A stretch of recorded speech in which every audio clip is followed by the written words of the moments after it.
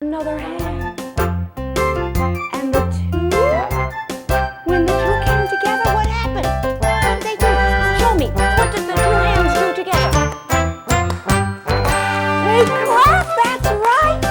The two hands started to clap and have a marvelous time. The first story that we're going to do today is a story called It Takes Two. Once there was a hand. It was a brave and noble hand. Hand was proud. Hand was proud because of all the many, many, many wonderful things Hand could do. Hand could count. 1, 2, 3, 4, and 5. Hand could point. Hand could chastise. Hand could say, hello, and goodbye. But Hand was sad. Hand was sad because Hand looked around and there were no other hands to play with. And Hand, yeah, you couldn't hear anything, had nobody to talk to. Now Hand could do some more wonderful things. Hand could say, come, and stop. And Hand, when Hand had an itch, he could scratch himself like that. Hand could also, pow, hi-ya! That's right, he could defend himself from harm. But Hand was still so sad until one day, Pinky had an idea. And he started to wave himself. You know, like when you're in school and you say, teacher, teacher, teacher. Well, Pinky said, I got an idea. Pinky said, you could rub the first 3 fingers together. What sound do you get? 1, 2, 3. That's the new sound, a snap. And Hand was so happy. But Hand looked around. No one there. No one. He became really blue. But one day, There was a hand. yes, Hand had an idea. Hand decided to look everywhere to find another hand. And the two, when the two came together, what happened? What did they do? Show me. What did the two hands do together? They clapped, that's right. The two hands started to clap and have a marvelous time. And this story teaches us that it takes 1, 2 working together to clap and have fun and make wonderful noise. This is a story that will teach us the magic of counting to 10.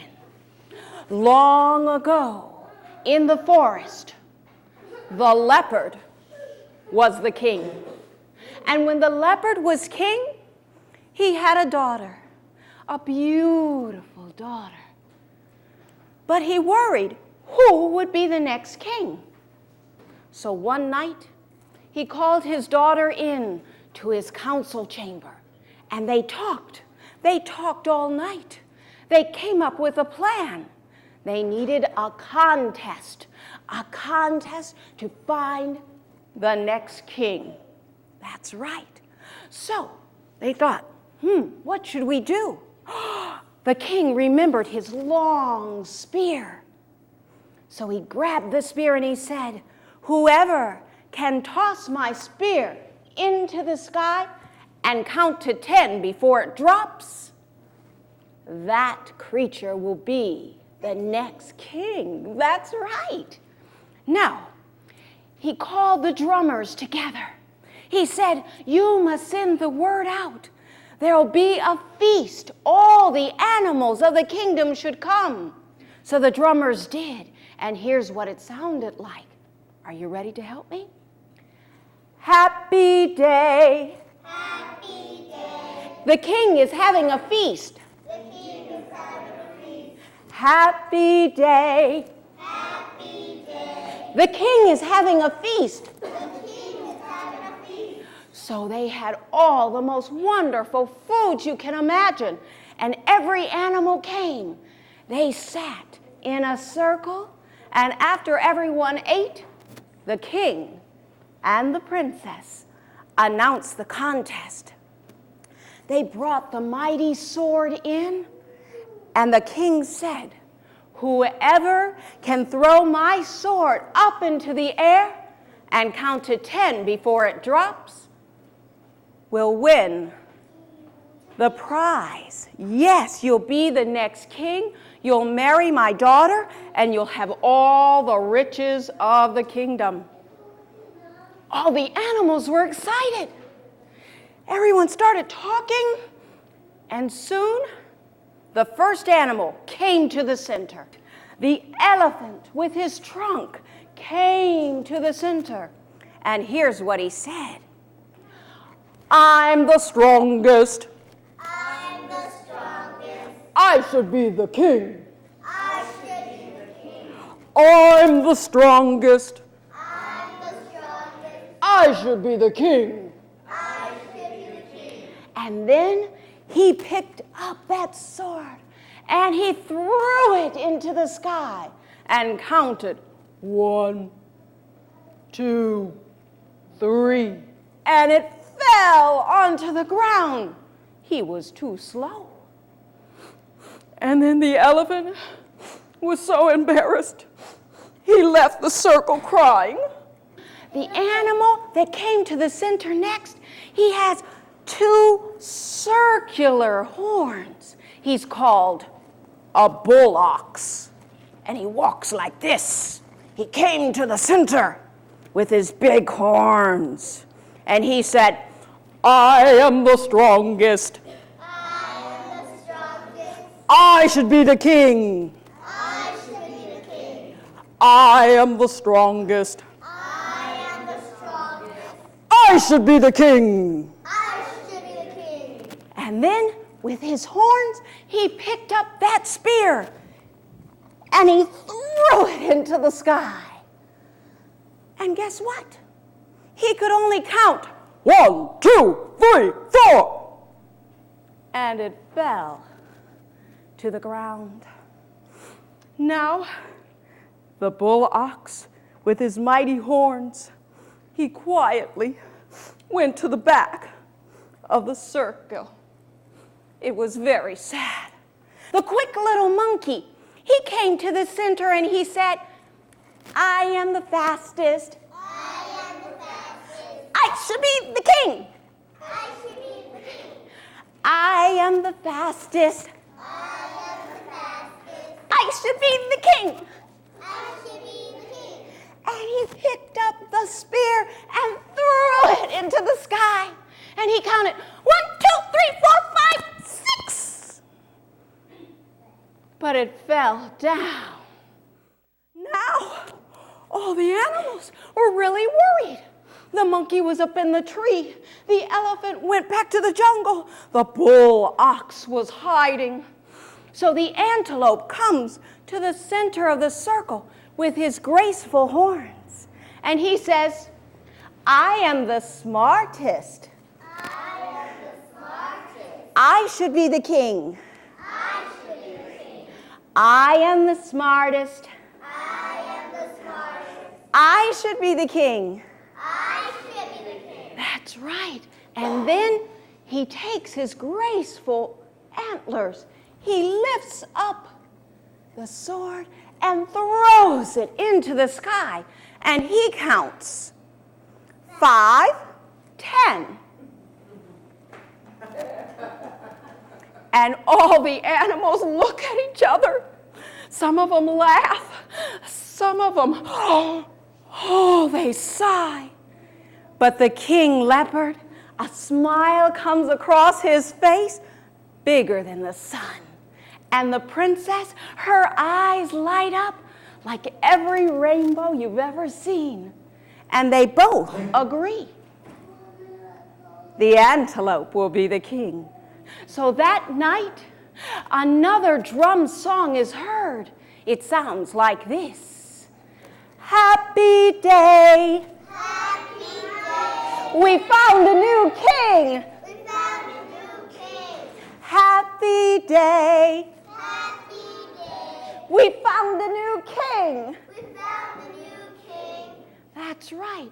And so a new king was found, not because he was the biggest animal, and not because he was the strongest animal, or even the fastest animal, but the smartest animal became the new king.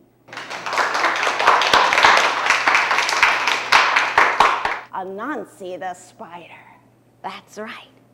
And you know, Anansi would stay up in the corners and he'd watch. He'd watch and he'd listen for anybody who could tell him a story. But one day Anansi felt very brave. And he decided he would go see Naomi, the sky god, because Naomi had all the stories in the world. So one morning, he got up very early, and Anansi, walk with me, Anansi climbed all the way up into the sky. And he said, I really like your stories. Can I have some? My stories are not free. To have my stories, you must bring me 3 presents. What are they? I'll try. Bring me Mboro, the hornet. Psst. Can you show me Mboro? Psst. Next, you must bring me Onini, the python. And the last present, bring me Osebo, the leopard. If you can bring these 3 gifts, all the stories are yours. I'll try. Can I have 3 days? 3 days are yours. So Anansi went home and he started to think, what could he do? What could he do? First, he needed Mboro, the hornet. Next, he needed Onini, the python. And finally, Osebo, the leopard. So the next day, he decided to get a gourd. That's kind of like a squash or a pumpkin. And he carved out all of the vegetable inside so that it was like a jar. He could hold something in it. Then he put water inside. And with the water, he also splashed himself. Then he walked over to Mboro's tree. And all the hornets were flying around. So you know what he did? He splashed more water on himself and more on the tree. And then he said, silly creature, it's raining. Go where it's dry. But Mboro, he was so afraid of the water. He said, where can I go? Come into my gourd. You'll be safe and dry. So all of the hornets